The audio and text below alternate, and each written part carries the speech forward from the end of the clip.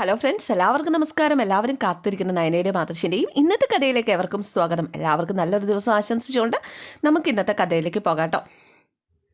അനാമികയുടെ അച്ഛൻ വന്ന് അനാമികയുടെ അമ്മയോടും അനാമികയോടൊക്കെ വിവരം അറിയിക്കുകയാണ്. ദേവയാനിയുടെ കാര്യം കുറച്ച് സീരിയസ് ആണ്. അവർ ലിവറിനാണ് കംപ്ലൈൻറ്റ്. അയ്യോ, തട്ടിപ്പോവോ? ലിവർ മാറ്റി വെച്ചില്ലെങ്കിൽ എന്തും സംഭവിക്കാം. ഈശ്വര, പോലീസ് കേസ് ആവുമോ? കേസൊക്കെ ആവുന്ന കാര്യം അവിടെ നിൽക്കട്ടെ. നേരത്തെ ബ്ലഡ് കൊടുക്കാൻ ആളുണ്ടായിരുന്നു, പക്ഷേ നിൻ്റെ മുമ്പിലേക്ക് അവർ വരാൻ ചാൻസ് ഉണ്ട് ഇപ്പോൾ. എന്തിന്? നിങ്ങളുടെ ഒരേ ബ്ലഡ് ഗ്രൂപ്പ് അല്ലേ, അപ്പം നിന്നോട് അവർ സഹായം ചോദിക്കുമല്ലോ. ലിവർ കൊടുക്കാനോ? അയ്യോ എന്നും പറഞ്ഞിട്ട് അനാമിക ആകെ പേടിച്ചു പോവാം. പിന്നെ കീറിമുറിക്കാനൊന്നും ഞാൻ സമ്മതിക്കത്തില്ല. ലിവർ ഞാൻ കൊടുക്കില്ല. അതിന് ചോദിച്ചില്ലല്ലോ ആരും. അതെ, അവരുടെ മുകളിലേക്ക് കെട്ടിയെടുക്കുമെന്ന് അറിഞ്ഞു കഴിഞ്ഞിട്ടുണ്ടെങ്കിൽ ആരുടെ കൈയും കാലും പിടിച്ചിട്ടാണെങ്കിലും അവർ ഇത് നേടിയെടുക്കാൻ നോക്കും. അനന്തപുരിക്കാർ എന്തായാലും ചിലപ്പോൾ ഇവളോട് ലിവർ ചോദിക്കാൻ ചാൻസ് ഉണ്ട് എന്ന് അച്ഛനിങ്ങനെ പറഞ്ഞു കഴിഞ്ഞപ്പോഴേക്കും ഞാനെന്നാൽ ഇനി ഹോസ്പിറ്റലിലേക്ക് പോവുകയില്ല. അല്ല, ചെന്ന് കഴിഞ്ഞിട്ടുണ്ടെങ്കിൽ അവർ സഹായം ചോദിച്ചാലോ? പ്രത്യേകിച്ച് അനി അങ്ങനെ പറയുകയും ചെയ്യും. നേരത്തെ കളിച്ച പോലെ നമുക്കൊരു കളി അങ്ങോട്ട് ഇറക്കാം എന്ന് ഇവളുടെ അച്ഛൻ ഇങ്ങനെ പറയുകയാണ്. പിന്നെ ആരെങ്കിലും ലിവർ കൊടുക്കാനായിട്ട് വരികയാണെങ്കിൽ നിനക്ക് കൊടുക്കാൻ സമ്മതമായിരുന്നു എന്ന് പറയാം. ഈശ്വര, ഇത് വലിയ തലവേദനയായല്ലോ. തലവേദനയായി. ഒരുത്തിയുടെ ഗർഭം കലക്കാൻ വേണ്ടി ചെയ്തത് നമുക്ക് കോടാലിയായി എന്ന് രേവതി പറയാം.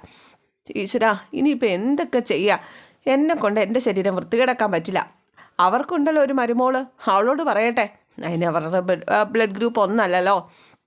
ഈശ്വര, ലോകത്ത് വളരെ കുറച്ച് പേർക്ക് എൻ്റെ ബ്ലഡ് ഗ്രൂപ്പ് ഉള്ളൂ. കാലക്കേടിന് അവരുടെ എൻ്റെ ബ്ലഡ് ഗ്രൂപ്പ് ഒന്നായി പോയി. വെറുതെ സഹതാപം നടിച്ച് അവിടെയൊക്കെ ചുറ്റിപ്പറ്റി നിന്നാൽ മതിയായിരുന്നു. അല്ലായിരുന്നെങ്കിൽ നീ ഇനിയിപ്പോൾ അങ്ങോട്ട് വിളിക്കാനും പോകണ്ട, ഇപ്പം അങ്ങോട്ടേക്ക് പോവുകയും വേണ്ട, അതാ നല്ലത് എന്നൊക്കെ അച്ഛനിങ്ങനെ ഉപദേശിച്ച് കൊടുക്കുകയാണ്. എന്തായാലും നയനയുടെ ഹെൽത്തും ഒരു റിസൾട്ടും കാര്യങ്ങളും ഒക്കെ ഇങ്ങനെ സീനിയർ ഡോക്ടറും ഇവരെ നോക്കുന്ന സ്ഥിരം ഡോക്ടറുണ്ടല്ലോ, ഡോക്ടറും കൂടി ഇങ്ങനെ പരിശോധിക്കുകയാണ്. പരിശോധിച്ചതിന് ശേഷം നയന ബാക്കിയുള്ള ഡോക്ടേഴ്സൊക്കെ ആയിട്ട് സംസാരിച്ചില്ലേ? സംസാരിച്ചു. എന്തായാലും ഇത് കഴിഞ്ഞിട്ട് കുറച്ച് പ്രശ്നങ്ങളും കാര്യങ്ങളൊക്കെ വരും. അതൊക്കെ സൈക്കാട്രിസ്റ്റുമായിട്ടൊന്ന് സംസാരിക്കണം. അപ്പോൾ അതിനെക്കുറിച്ചൊക്കെ ഞാൻ ബോധവതിയാണ്. മനസ്സില്ലാ മനസ്സോടെയല്ല ഞാനിതിന് തയ്യാറായത്, 100% താല്പര്യത്തോടെയാണ്.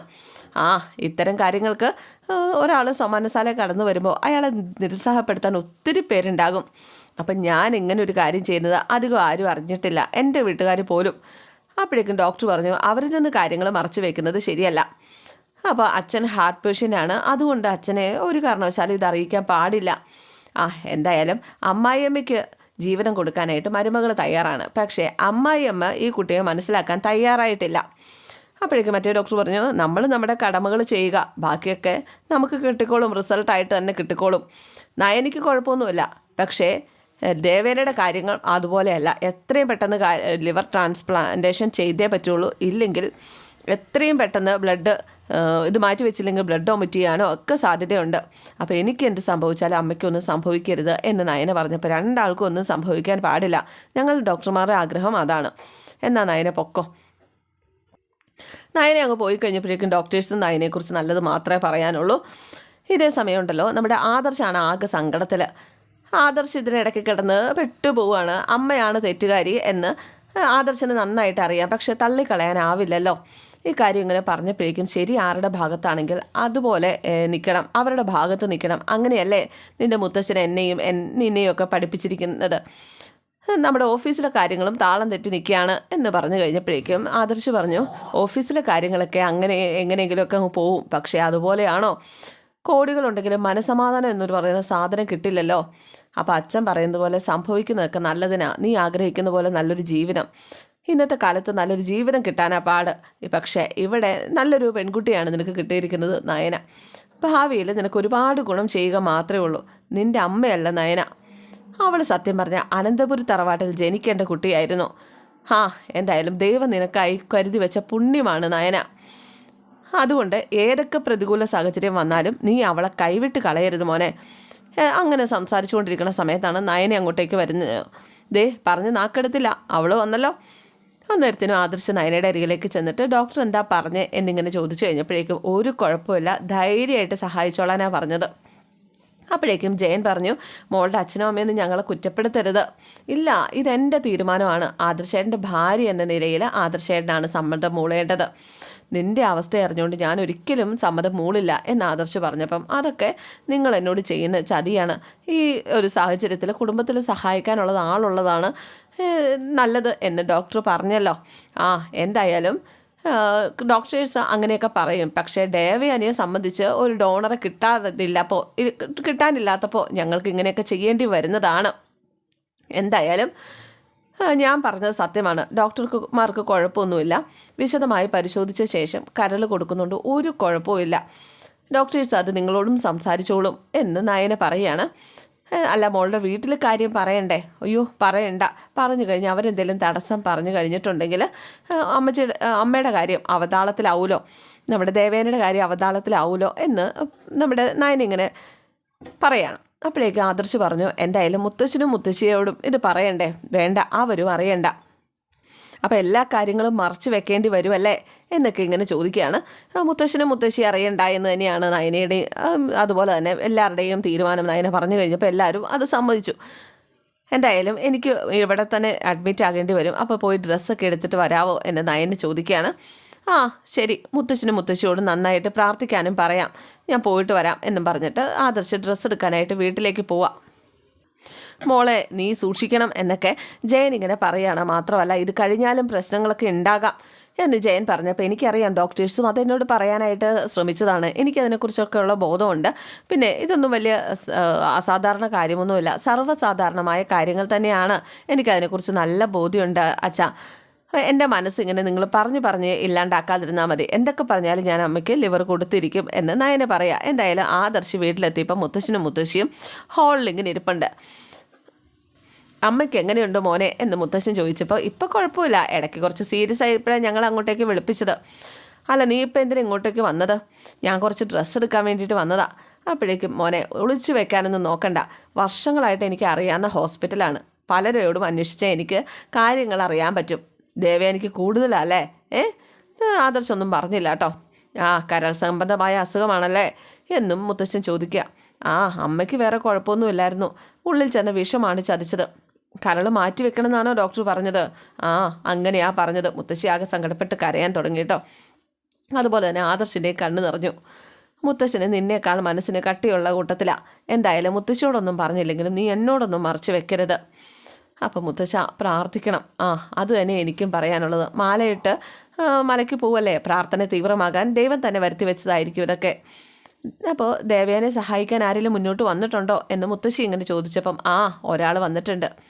അതാരായാലും അവരെ ദൈവത്തെ പോലെ തന്നെ കാണണം, അവർക്ക് വേണ്ട സഹായങ്ങളൊക്കെ ചെയ്യണം. അവർ പാരിതോഷികങ്ങളൊന്നും വാങ്ങിച്ചില്ല എന്ന് പറയും, എന്നാലും കണ്ടറിഞ്ഞ് ചെയ്യണം.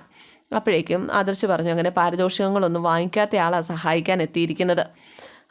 എന്തായാലും ബ്ലഡ് കൊടുത്തത് നയനയല്ലേ, അത് മറച്ചു വെച്ചു, അത് പ്രശ്നമാകുമെന്ന് കരുതിയിട്ടാണ്.